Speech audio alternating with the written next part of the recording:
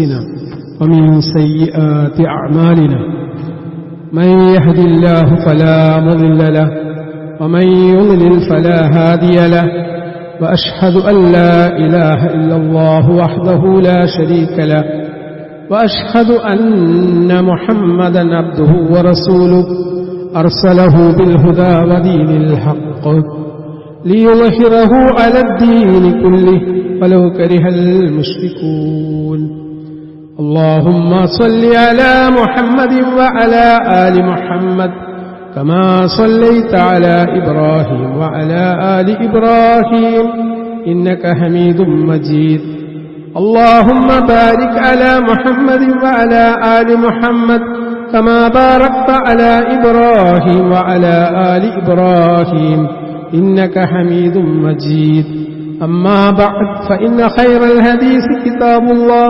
وخير الهدي هدي محمد صلى الله عليه وسلم وشر الأمور محدثاتها وكل محدثة بدعة وكل بدعة ضلالة وكل ضلالة في النار يا أيها الذين آمنوا اتقوا الله حق تقاته ولا تموتن إلا وأنتم مسلمون أعوذ بالله من الشيطان الرجيم بسم الله الرحمن الرحيم يا أيها الناس اتقوا ربكم الذي خلقكم من نفس واحدة وخلق منها زوجها وبث منهما رجالا كثيرا ونساء واتقوا الله الذي تساءلون به والأرحام إن الله كان عليكم رقيبا وعاشروهن بالمعروف فإن كرهتموهن فعسى أن تكرهوا شيئا ويجعل الله فيه خيرا كثيرا സ്നേഹം നിറഞ്ഞ സത്യവിശ്വാസികളെ, ജീവിതത്തിന്റെ നിഖില മേഖലകളിലും അല്ലാഹുവിന്റെ വിധിവിലക്കുകൾ സൂക്ഷിച്ചു ജീവിക്കണമെന്ന് എന്നോടും നിങ്ങളോടും സാന്ദർഭികമായി ഉണർത്തുകയാണ്, വസിയത്ത് ചെയ്യുകയാണ്. അല്ലാഹു സുബ്ഹാനഹു വ തആല നമുക്ക് ഓരോരുത്തർക്കും അതിനുള്ള തൗഫീഖ് പ്രദാനം ചെയ്യുമാറാവട്ടെ.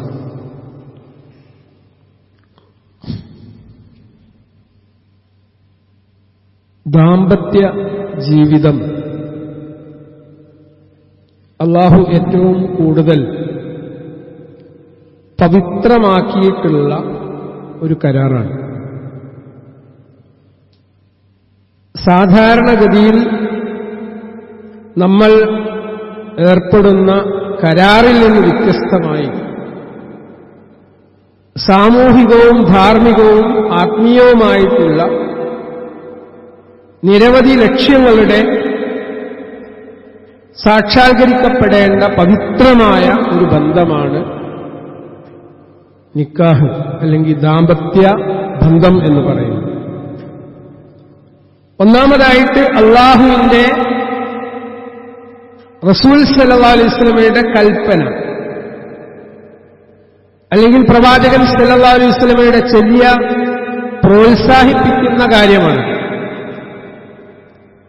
നമ്മുടെ ജീവിതത്തിൽ സമാധാനവും സംതൃപ്തിയും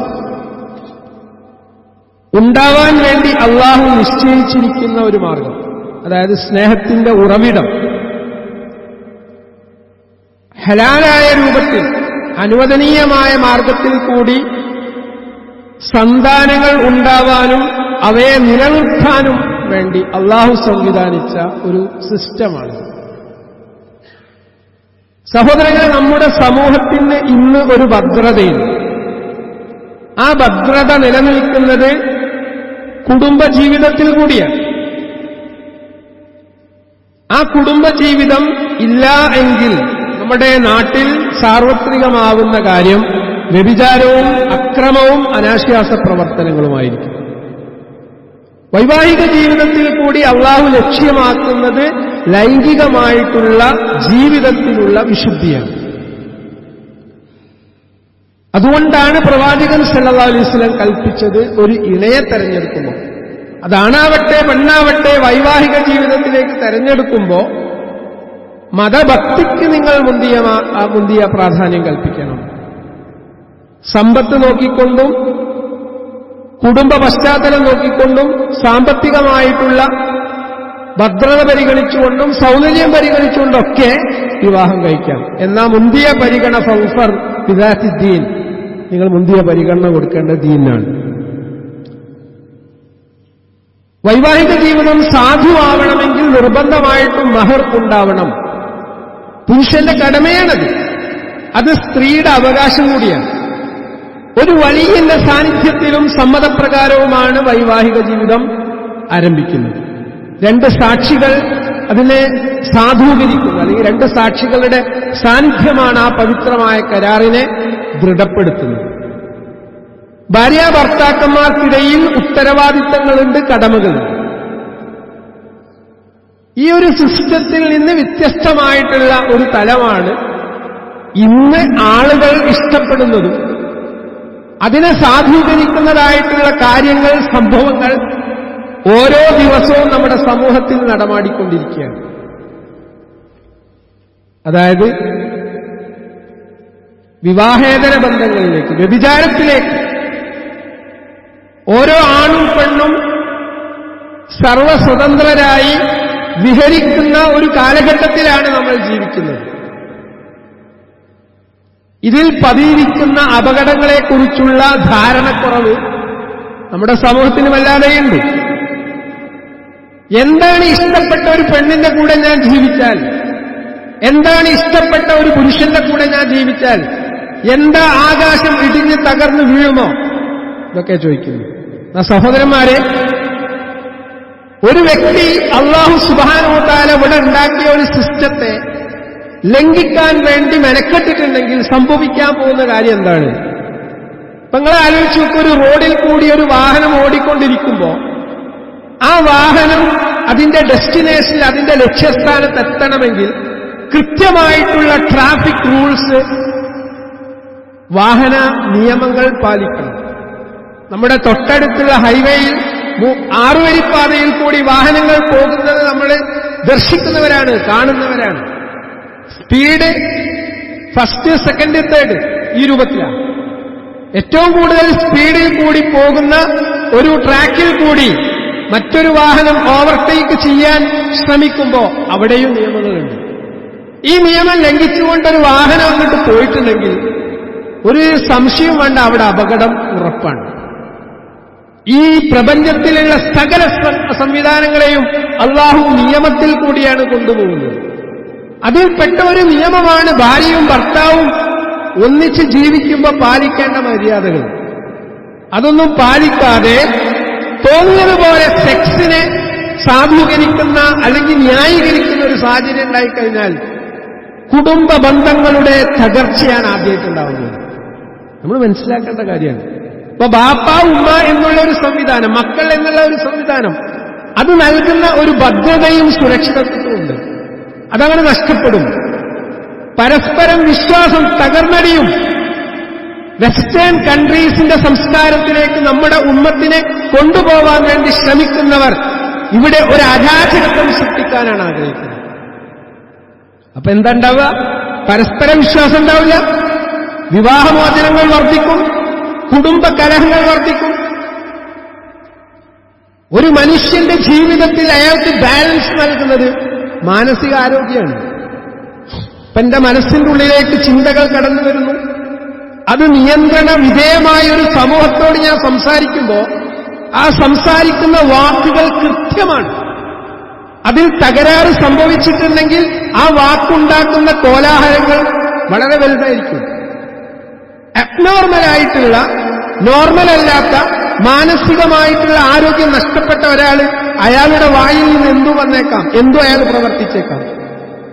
വ്യഭിചാരത്തിലേക്ക് ഒരാൾ നീങ്ങുമ്പോൾ സംഭവിക്കാൻ പോകുന്നത് അയാളുടെ മാനസികാരോഗ്യം തകർന്ന് തരിപ്പണമാവും. കുടുംബബന്ധം ശിഥിലമാവുക എന്ന് പറയുന്നത് അയാളിൽ സംശയരോഗമുണ്ടാക്കും. കാര്യങ്ങൾ ഉറപ്പുണ്ടാവില്ല. സാമൂഹികമായിട്ടുള്ള മൂല്യങ്ങൾ തകർന്നടിയും.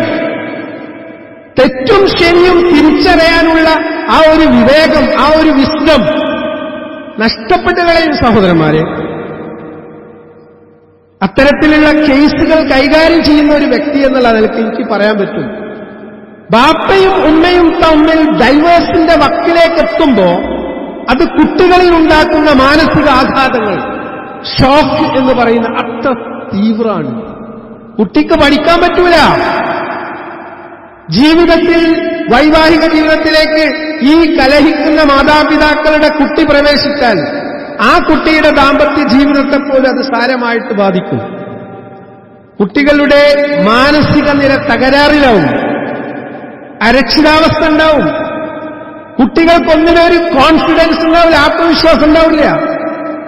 പഠിക്കാൻ വേണ്ടി കുട്ടിയോട് പറഞ്ഞിട്ട് കാര്യമില്ല, കുട്ടിക്ക് പഠിക്കാൻ പറ്റില്ല. ഭാവിയിൽ ആരോഗ്യരംഗത്ത് പ്രശ്നങ്ങളുണ്ടാകും. ബന്ധങ്ങൾ നന്നാക്കി കൊണ്ടുപോകാൻ കുട്ടിക്ക് പറ്റൂല. കാരണം ആ ഒരു റോൾ മോഡൽ ആ കുട്ടിക്ക് നഷ്ടപ്പെട്ടു പോയിട്ടുണ്ട്. നിങ്ങൾ ആലോചിച്ച് നോക്കൂ, ലൈംഗികമായ രോഗങ്ങൾ. ഇന്ന് ആധുനിക ശാസ്ത്രം ഇതുവരെ മരുന്ന് കണ്ടുപിടിക്കാത്ത സെക്സ്വലി ട്രാൻസ്മിറ്റഡ് ഡിസീസസ്, എയ്ഡ്സ്, അതിന്റെ സൃഷ്ടിയാണ്. തോന്നിയതുപോലെ ഒരാൾ സെക്സ് ചെയ്യാൻ വേണ്ടി പെണ്ണിനെയും ആണിനെയും തെരഞ്ഞെടുക്കുകയാണെങ്കിൽ അവിടെ സംഭവിക്കാൻ പോകുന്നത് മാരകമായിട്ടുള്ള രോഗങ്ങളാണ്. അതുപോലെ നിങ്ങൾ ആലോചിക്കുക, വാപ്പിയും ഉമ്മയും തമ്മിൽ ഡൈവേഴ്സിലേക്ക് നീങ്ങുന്ന ഘട്ടത്തിൽ അവിടെ നിയമപരമായിട്ടുള്ള സാമ്പത്തികപരമായിട്ടുള്ള പ്രത്യാഘാതങ്ങൾ ഉണ്ടാകും. നിന്റെ മുതൽ ഓൾക്ക് ഞാൻ കൊടുക്കൂല, ഓൾക്ക് ഞാൻ കൊടുക്കൂല. ഈ രൂപത്തിലുള്ള തർക്കങ്ങൾ ഉണ്ടാകുമ്പോൾ കോടതിയെ സമീപിക്കേണ്ടി വരും. സ്വത്ത് തർക്കങ്ങളുണ്ടാകും. ഇതുണ്ടാകാൻ പോകുന്ന അരാജകത്താണ്. ശക്തമായ കുറ്റബോധം അല്ലേ? വിശുദ്ധ ഖുർആൻ പറയുന്നുണ്ട് എന്ത്? വമാ ഉബല്ലിഉ നഫ്സി ഇന്ന നഫ്സ ലഅമ്മാറത്തുൻ ബിസ്സൂ ഇല്ലാ മാ റഹിമ റബ്ബി. മനുഷ്യന്റെ മനസ്സ് എന്ന് പറയുന്നത് നിരന്തരം തെറ്റ് ചെയ്യാൻ പ്രേരിപ്പിക്കുന്നതാണ്. അള്ളാഹുവിന്റെ കരുണ ലഭിച്ച മനസ്സ്, അള്ള ഉദ്ദേശിക്കുന്ന, അള്ള കൽപ്പിച്ച രൂപത്തിലല്ല നമ്മൾ പ്രവർത്തിക്കുന്നതെങ്കിൽ പിന്നെണ്ടാവുക എന്താണ്? ഞാൻ ചെയ്തത് തെറ്റാണ് എന്നുള്ള ബോധം എന്റെ മനസാക്ഷിക്കുണ്ടാവും. അതിന്റെ പേരാണ് കുറ്റബോധം. ഗിൽറ്റി ഫീലിംഗ് എന്ന് പറയും. അത് മനുഷ്യനെ വേട്ടയാടും. തോന്നിവാസങ്ങളിൽ ഏർപ്പെടുന്ന മറ്റ് പുരുഷന്റെ ഭാര്യയെ സമീപിക്കുന്ന ഒരാളെ സംബന്ധിച്ചിടത്തോളം ഉള്ളിന്റെ ഉള്ളിൽ അയാൾക്ക് എന്തുണ്ടാകും? ബോധമുണ്ടാവും. പക്ഷെ അയാളുടെ വൈകാരിക പൂർത്തീകരണത്തിന് വേണ്ടിയിട്ടാണ് മറ്റൊരു സ്ത്രീയെ സമീപിക്കുന്നത്. ഇത് ഇയാളിൽ ഉണ്ടാക്കുന്ന കുറ്റബോധം വളരെ വലുതാണ്. ഒരുതരം ഡിപ്രഷനിലേക്ക്, വിഷാദത്തിലേക്ക്, ഉത്കണ്ഠയിലേക്ക് മനുഷ്യന്മാർ പോകും. ആളുകളുടെ മാനസിക നില തെറ്റും. എന്തും ഒരുതരം പേടിയോടുകൂടിയായിട്ട് ആ വ്യക്തി നോക്കിക്കാണും. നേരെ ഉൾട്ട നോക്കിക്കൊണ്ട് നമ്മൾ മനസ്സിലാക്കി. വിശുദ്ധ ഖുർആൻ ഉണർത്തിയ വആശിറൂഹുന്ന ബിൽ മഅറൂഫ് ഫഇൻ കരിഹ്തുമൂഹുന്ന ഫഅസാ അൻ തക്റഹു ശൈഅൻ വയജഅല അല്ലാഹു ഫീഹി ഖൈറൻ കസീറ. ഇത് സൂറത്തുൽ നിസായിലുള്ള ഒരു ആയത്താണ്. മാന്യമായി നിങ്ങൾ അവരോട് ഇണങ്ങിക്കഴിയണം. ഭാര്യാഭർത്തൃ ജീവിതം മുന്നോട്ട് പോകുമ്പോൾ അഭിപ്രായ വ്യത്യാസങ്ങൾ സ്വാഭാവികമായിട്ടുണ്ടാവും. ഏതോ ഒരു വീട്ടിലെ പെൺകുട്ടിയാണ്, ഏതോ ഒരു വീട്ടിലെ പുരുഷനാണ്. രണ്ടും വ്യത്യസ്തമായ കുടുംബ പശ്ചാത്തലത്തിലാണ് വളർന്നത്, ജനിച്ചത്, വികസിച്ചത്. അവർക്കിടയിൽ അഭിപ്രായ വ്യത്യാസം ഉണ്ടാവും. അപ്പൊ നിങ്ങൾ മാന്യമായി നിങ്ങൾ അവരോട് ഇണങ്ങിക്കഴിയണം. അഡ്ജസ്റ്റ്മെന്റ് ഉണ്ടാവണം. അതാ ഖുർആൻ പറഞ്ഞത്. ഫഇൻ കരിഹ്തുമൂഹുന്ന ഫഅസാ അൻ തക്റഹു ശൈഅ. ഇനി നിങ്ങൾക്ക് അവരോട് വെറുപ്പുണ്ടാവുന്ന പക്ഷം, നിങ്ങളുടെ ഭാര്യയോട്, ഭർത്താവിനോട് നിങ്ങൾക്ക് വെറുപ്പുണ്ടാകുന്ന പക്ഷം നിങ്ങൾ അറിഞ്ഞിരിക്കണം. വയജഅല അല്ലാഹു ഫീഹി ഖൈറൻ കസീറ. ആ അനിഷ്ടകരമായി തോന്നുന്ന കാര്യങ്ങളിൽ അള്ളാഹു പല ഗുണങ്ങളും നിശ്ചയിച്ചു വെച്ചിട്ടുണ്ടാകും. നിങ്ങൾക്ക് അത് ഖൈറല്ലാന്ന് തോന്നിയേക്കാം, പക്ഷെ അള്ളാഹു സുബ്ഹാനഹു വ തആല ആ പെണ്ണിനെ നിങ്ങൾക്ക് തന്നതിൽ, ആ ഭർത്താവിനെ നിങ്ങൾക്ക് തന്നതിൽ ഒരുപാട് ഖൈറുകൾ നിങ്ങൾ അറിയാത്തത് നിശ്ചയിച്ചിട്ടുണ്ടാകും. അതുകൊണ്ട് നിങ്ങൾ അവരോട് വളരെ മാന്യമായി പെരുമാറണം. വിശുദ്ധ ഖുർആനിന്റെ അധ്യാപനാണ്. ആലോചിച്ച് നോക്കൂ, ഹജ്ജത്തുൽ വദാഇന്റെ വേളയിൽ അള്ളാഹുവിന്റെ പ്രവാചകൻ സല്ലല്ലാഹു അലൈഹി വസല്ലം ഒരു ഹജ്ജാണ് നിർവഹിച്ചത്. ആ അറഫയിൽ വെച്ചുകൊണ്ട് പ്രവാചകൻ സല്ലല്ലാഹു അലൈഹി വസല്ലം ജനങ്ങൾക്ക് നൽകിയിട്ടുള്ള ഒരു ഉപദേശം ഹദീസ് ഗ്രന്ഥങ്ങളിൽ നമുക്ക് കാണാം. റസൂൽ സല്ലല്ലാഹു അലൈഹി വസല്ലം പറയാണ്, അലാ വസ്തൗസൂ ബിന്നിസാഇ ഖൈറാ ഫഇന്നമാ ഹുന്ന അദാൻ ഇൻദകും ലൈസ തംലികൂന മിൻഹുന്ന ശൈഅൻ ഗൈറ ദാലിക ഇല്ലാ അൻ യഅതീന ബിഫാഹിശത്തിൻ മുബയ്യിന فإن فعلن فاهجروهن في المضاجع واضربوهن ضربا غير مبرح فإن أطعناكم فلا تبغوا عليهن سبيلا. വളരെ കൃത്യമായി പ്രവാചകൻ സല്ലല്ലാഹു അലൈഹി വസല്ലം ഉപദേശിക്കുകയാണ്, ശ്രദ്ധിക്കണം, സ്ത്രീകളുമായി ഏറ്റവും ഉത്തമമായ നിലയിലേ നിങ്ങൾ വർത്തിക്കാവൂ എന്നാണ് എന്റെ ഉപദേശം. സ്ത്രീകൾക്കൊരു വളവുണ്ട്. എത്ര എഡ്യൂക്കേറ്റഡ് ആണെങ്കിലും എത്ര വിദ്യാസമ്പന്നയാണെങ്കിലും അവരുടെ സൃഷ്ടിപ്പിൽ അള്ളാഹു ഒരു വളവ് നിശ്ചയിച്ചിട്ടുണ്ട്. അതുകൊണ്ടാണ് വഅശിറൂഹുന്ന ബിൽ മഅറൂഫ്, നിങ്ങൾ അവരോട് വളരെ മാന്യമായിട്ട് ഏറ്റവും നല്ല നിലയിൽ വർത്തിക്കണം എന്ന് പറഞ്ഞത്. സ്ത്രീകളുമായി ഏറ്റവും ഉത്തമമായ നിലയിൽ നിങ്ങൾ വർത്തിക്കണം എന്നുള്ളതാണ് നിങ്ങൾക്കുള്ള എന്റെ ഉപദേശം. ഹജ്ജത്തുൽ വദാഇൽ റസൂൽ സല്ലല്ലാഹു അലൈഹി വസല്ലം പറയാണ്, നിങ്ങളുമായിട്ടുള്ള കരാറിന്റെ അടിസ്ഥാനത്തിൽ നിങ്ങളോട് ബന്ധപ്പെട്ട് നിൽക്കുന്നവരാണവർ. മീസാഖൻ ഗലീള, ബലിഷ്ഠമായ ഒരു കരാറിന്റെ അടിസ്ഥാനത്തിലാണ് ആ പെണ്ണിനെ നിങ്ങൾക്ക് അള്ളാഹു അനുവദിച്ചിരിക്കുന്നത്.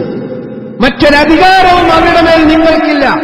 ചില പുരുഷന്മാരുടെ സമീപനം നമ്മൾ കാണുമ്പോൾ നമുക്ക് തോന്നിപ്പോവാണ്, അവളോട് എത്ര ധിക്കാരപരമായി പ്രവർത്തിക്കാനും സംസാരിക്കാനുമുള്ള ഫ്രീഡം പുരുഷൻ അള്ളാഹു കൊടുത്തിട്ടുണ്ടെന്ന്. അള്ളാഹുവിന്റെ റസൂല് പഠിപ്പിക്കാണ്, മറ്റൊരധികാരവും അവരുടെ മേൽ നിങ്ങൾക്കില്ല, അവർ വ്യക്തമായ വല്ല നീചവൃത്തികളിലും ഏർപ്പെട്ടെങ്കിലല്ലാതെ. അവര് വ്യക്തമായ വല്ല നീചവൃത്തികളിലും ഏർപ്പെട്ടിട്ടുണ്ടെങ്കിൽ നിങ്ങൾക്ക് നടപടിയെടുക്കാം. അവിടെയും അങ്ങനെ വല്ലതും ചെയ്താൽ നിങ്ങൾ അവരെ വിട്ടുകിടക്കണം, നിങ്ങൾ ഓരെ കൂടെ കിടക്കണ്ട. മുറിയാവാത്ത വിധം അവരെ അടിക്കുകയും ചെയ്യാം, എന്നാലും മുഖത്തടിക്കാൻ പാടില്ല. അങ്ങനെ അവർ നിങ്ങളെ അനുസരിച്ചാൽ കൃത്യമായിട്ടുള്ള ശിക്ഷണ നടപടി സ്വീകരിച്ചിട്ട് അവരവരുടെ മനസ്സ് മാറി അവരുടെ സ്വഭാവത്തിൽ ഗുണപരമായ മാറ്റമുണ്ടായാൽ പിന്നീട് യാതൊരു അക്രമമാർഗവും അവർക്കെതിരെ നിങ്ങൾ സ്വീകരിക്കാൻ പാടില്ല. നിങ്ങൾ പറഞ്ഞതിനനുസരിച്ച് അവർക്ക് മാറ്റം ഉണ്ടായിക്കഴിഞ്ഞാൽ പിന്നെ വളരെ ഡിപ്ലോമാറ്റിക് ആയിട്ട് നയതന്ത്രപരമായിട്ടായിരിക്കണം നിങ്ങൾ അവരോട് പെരുമാറേണ്ടത്. അലാ, അറിയണം, ഇന്നലക്കും അലാ നിസാഇക്കും ഹഖ്ഖാ വലനിസാഇക്കും ഹഖ്ഖൻ ഫഹഖ്ഖുക്കും അലൈഹിന്ന അല്ലാ യുവത്തീന ഫുർശക്കും അൻ തക്റഹൂന വലാ യഅ്നന ഫീ ബുയൂതിക്കും ലിമൻ തക്റഹൂന അലാ വഹഖ്ഖുഹുന്ന അലൈക്കും അൻ തുഹ്സിനു ഇലൈഹിന്ന ഫീ കിസ്വതിഹിന്ന വതആമിഹിന്ന.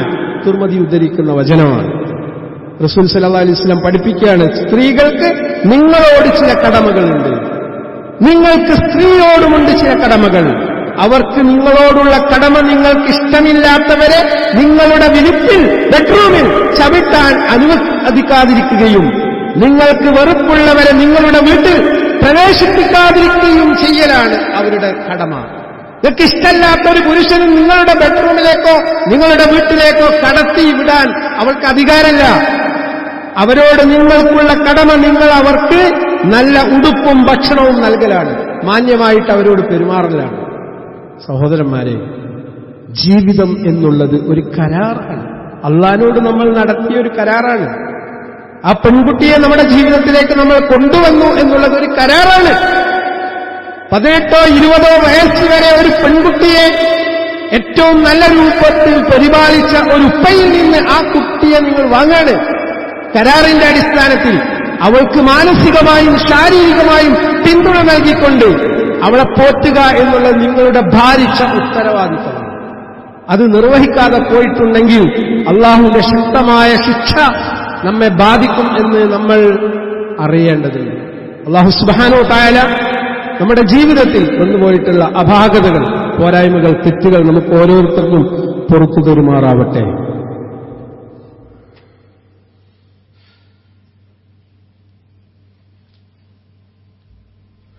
അൽഹംദുലില്ലാഹി റബ്ബിൽ ആലമീൻ വസ്സലാത്തു വസ്സലാമു അലാ റസൂലില്ലാഹ് وعلى آله وأصحابه أجمعين.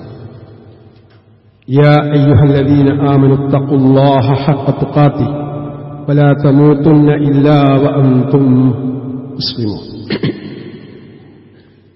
സ്നേഹം നിറഞ്ഞ സത്യവിശ്വാസികളെ, അല്ലാഹുവിന്റെ വിധിവിലക്കുകൾ സൂക്ഷിച്ച് ജീവിക്കണമെന്ന് പ്രത്യേകം ഉണർത്തുകയാണ്, വസിയത്ത് ചെയ്യുകയാണ്.